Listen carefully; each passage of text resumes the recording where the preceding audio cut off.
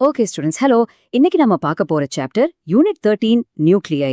ரொம்ப பேருக்கு இந்த சாப்டர்னாலே ஒரு சின்ன பயம் இருக்கும், கொஞ்சம் டஃப்பா ஃபீல் பண்ணுவீங்க, அப்படிதானே?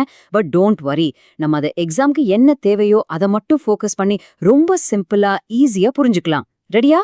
சரி, உங்கள்கிட்ட ஒரு கேள்வி.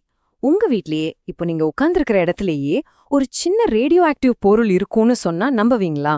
என்ன சார் சொல்றீங்கன்னு யோசிக்கிறீங்களா? ஆமா, நம்பிதான் ஆகணும். உங்க எல்லார் வீட்லயும் இருக்கிற அந்த ஸ்மோக் டிடெக்டர் இருக்குல்ல, அதான் புகை வந்தா சத்தம் போடுமே, அதுக்குள்ள அமெரிஷியம் 241 ஒரு குட்டி ரேடியோ ஆக்டிவ் எலிமெண்ட் வச்சிருக்காங்க. அதுதான் அந்த ஸ்மோக்கை டிடெக்ட் பண்ணி நம்ம உயிரை காப்பாத்துது. பாத்தீங்களா? நம்ம பயப்படுற அந்த நியூக்ளியர் பிசிக்ஸ் ஆக்சுவலி நம்ம டெய்லி லைஃப்ல எவ்வளோ பெரிய ஹெல்ப் பண்ணுதுன்னு. சரி, அப்போ இந்த ரேடியோ ஆக்டிவிட்டியை பத்தி தெரிஞ்சுக்கிறதுக்கு முன்னாடி நம்ம நியூக்ளியஸோட கோர் கான்செப்ட்குள்ள போவோம். அதுக்குள்ள ஒரு பெரிய பசில் ஒளிஞ்சிருக்கு. அது ஏன் வெடிச்சு சிதறாம அப்படியே ஸ்ட்ராங்கா ஒன்னா இருக்கு? வாங்க பார்க்கலாம். ஒரு நியூக்ளியஸை அப்படி இமேஜின் பண்ணிக்கோங்க. ஒரு ரொம்ப ரொம்ப சின்ன ரூம். அதுக்குள்ள ஒண்ணுக்கொன்னு சுத்தமா பிடிக்காத, எப்பவுமே சண்டை போடுற கூட்டத்தை அடைச்சு வச்சா எப்படி இருக்கும்? அப்படிதான் நியூக்ளியஸ்குள்ள புரோட்டான்ஸ் இருக்கும். எல்லாமே பாசிட்டிவ் சார்ஜ். சோ அவங்களுக்கு ஒண்ணுக்கொன்னு சுத்தமா ஆகாது. இப்போ இங்கேதான் பிசிக்ஸோட பேசிக் ரூலே இடிக்குது. நம்ம படிச்சிருக்கோம்ல, கூலம் ஃபோர்ஸ், லைக் சார்ஜஸ் ரெப்பெல் அப்படின்னு. அப்போ அந்த நியூக்ளியஸ்குள்ள இருக்கிற எல்லா பாசிட்டிவ் புரோட்டான்ஸும் ஒன்ன வெளியே தள்ளி அந்த நியூக்ளியஸ் நொடி பொழுதுல வெடிச்சு சிதறிடணும். ஆனா அப்படி நடக்கிறதே இல்லையே. எப்படி? அந்த கிரவுடட் ரூம் சொன்னேன்ல, அது சும்மா இல்ல. அது எவ்ளோ கிரவுடுன்னு தெரிஞ்சுக்கிட்டா நீங்களே ஷாக் ஆயிடுவீங்க. நியூக்ளியஸோட டென்சிட்டி பாத்துக்கோங்க, 2.3 times 10⁻17 kilograms per cubic meter. இது எவ்ளோ பெரிய நம்பர்னு புரியுற மாதிரி சொல்லணும்னா, ஒரு சின்ன சுகர் கியூப் அளவுக்கு நியூக்ளியர் மேட்டரை எடுத்து வே பண்ணா அது நம்ம மவுண்ட் எவரெஸ்ட் மலையோட வெயிட்டுக்கு ஈக்குவலா இருக்கும். Can you believe it? அவ்ளோ ஒரு அன்பிலீவபிள் டென்சிட்டி. அப்போ அந்த வெடிச்சு சிதற வேண்டிய புரோட்டான்ஸ ஏதோ ஒரு சக்தி ஒன்னா சேர்த்து பிடிக்குதுல, ஒரு சூப்பர் க்ளூ மாதிரி. அந்த சூப்பர் க்ளூ என்னன்னு தான் இப்ப நம்ம பார்க்க போறோம். அந்த சூப்பர் க்ளூவோட அஃபிஷியல் பேர் தான் ஸ்ட்ராங் நியூக்ளியர் ஃபோர்ஸ். இந்த ஃபோர்ஸ் அந்த புரோட்டான்ஸை வெளியே தள்ளுற கூலும் ரிப்பல்ஷனை விட, கெஸ் பண்ணுங்க, 100 மடங்கு பவர்ஃபுல். ஆனா இங்க ஒரு கேட்ச் இருக்கு. இந்த ஃபோர்ஸ் ஒரு ஷார்ட் ரேஞ்ச் பிளேயர். ரொம்ப ரொம்ப சின்ன டிஸ்டன்ஸ்ல, அதாவது ஒரு 2 femtometerக்குள்ள மட்டும்தான் ஒர்க் ஆகும். கொஞ்ச தூரம் போனா கூட ஒர்க் ஆகாது. இந்த ஃபோர்ஸ் தான் அந்த புரோட்டான்ஸ் அண்ட் நியூட்ரான்ஸை பிரியாம கெட்ட பிடிச்சு வச்சிருக்கு. ஓகே, இப்போ எக்ஸாம்ல அடிக்கடி கேட்கிற 2 இம்பார்ட்டன்ட் டேர்ம்ஸ் பார்க்கலாம். First, atomic number, simple Z. இது ஒன்றும் இல்ல, நியூக்ளியஸ்ல எத்தனை புரோட்டான்ஸ் இருக்கோ அந்த கவுண்ட் தான். ரெண்டாவது, mass number, simple A.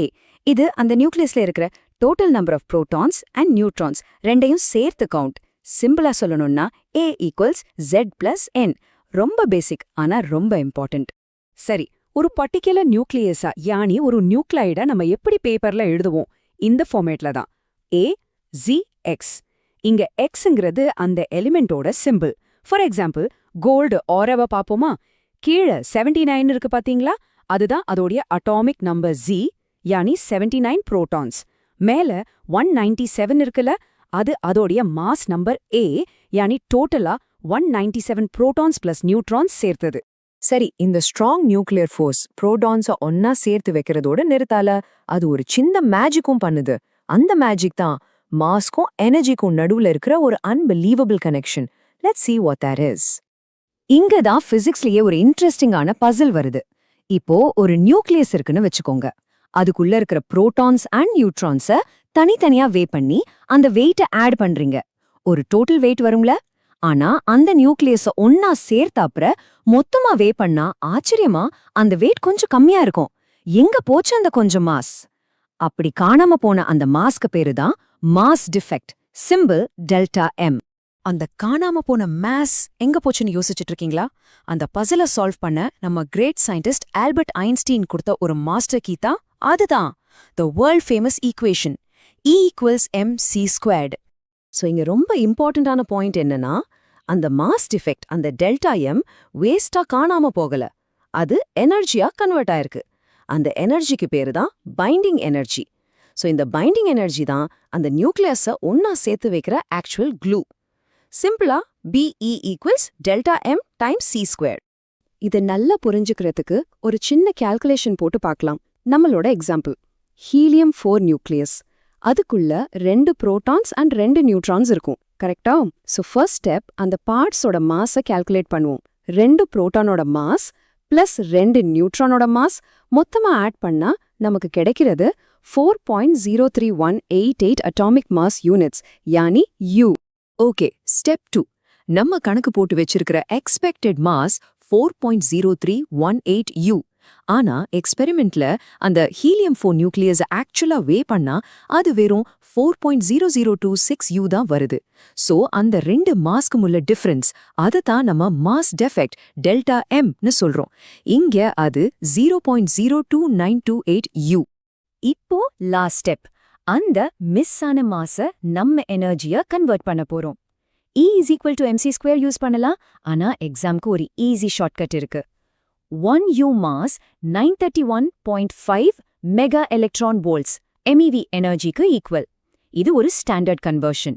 So நம்ம மாஸ் டிஃபெக்ட 931.5 ஆல மல்டிப்ளை பண்ணா வாலா, அந்த ஹீலியம்-4 நியூக்ளியஸோட பைண்டிங் எனர்ஜி 27.3 MeVன்னு கரெக்டா கிடைச்சிடும். இவ்வளவுதான். சரி, இப்போ எக்ஸாம்ல மார்க் போகிறதுக்கு காரணமா இருக்கிற சில காமன் மிஸ்கன்செப்ஷன்ஸ் பத்தி பாப்போம். இந்த தப்பங்களை கரெக்ட் பண்ணிக்கிட்டாலே உங்க marks safe. First and foremost பெரிய தப்பான எண்ணம், எல்லா நியூக்ளியாயும் ரேடியோ ஆக்டிவ், ஸோ நியூக்ளியஸ்னாலே ரொம்ப டேஞ்சரஸ். உண்மை அது இல்ல. பெரும்பாலான நியூக்ளியாய் நம்ம கால்ல இடிக்கிற ஒரு கல் மாதிரி, ரொம்ப ஸ்ட்ராங், ரொம்ப ஸ்டேபிள். சில அன்ஸ்டேபிள் நியூக்ளியாய் மட்டும்தான் பட்டாசு மாதிரி டைம் வரும்போது பாப்னு வெடிச்சு ரேடியேஷனை வெளியே விடும். So remember, most nuclei are just stable rocks. ரெண்டாவது தப்பான எண்ணம், இது ரொம்ப காமன். ஒரு நியூக்ளியஸ் ஃபார்ம் ஆகும்போது மாஸ் அழிஞ்சிடுது, மாஸ் இஸ் டிஸ்ட்ராய்டு. உண்மை என்ன? மாஸ் எப்பவுமே அழியறதே இல்ல. அது E = mc² ஃபார்முலா படி பைண்டிங் எனர்ஜியா கன்வெர்ட் ஆகுது. So, mass is not lost. It is just transformed into another form, which is energy. மாஸும் எனர்ஜியும் ஒரு காயினோட 2 சைடு மாதிரி. ஒன்ன இன்னொன்னா மாத்தலாம், ஆனா அழிக்க முடியாது. ஆல்ரைட். சோ இன்னைக்கு படிச்சது எல்லாத்தையும் ஒரு குயிக் சம்மரியா பாத்துடலாம்.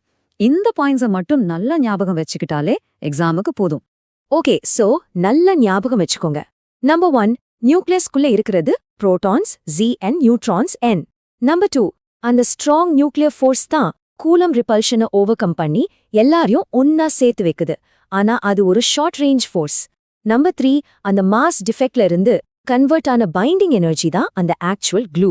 நம்பர் 4, பெரும்பாலான நியூக்ளியாய் ரொம்ப ஸ்டேபிள். அன்ஸ்டேபிள் நியூக்ளியாய் மட்டும்தான் ரேடியோ ஆக்டிவ் டீகே ஆகும். இந்த கீ பாயிண்ட்ஸ் நல்லா புரிஞ்சுக்கிட்டா நியூக்ளியர் சாப்டர் உங்களுக்கு ரொம்ப ஈஸியா இருக்கும். All the best for exams.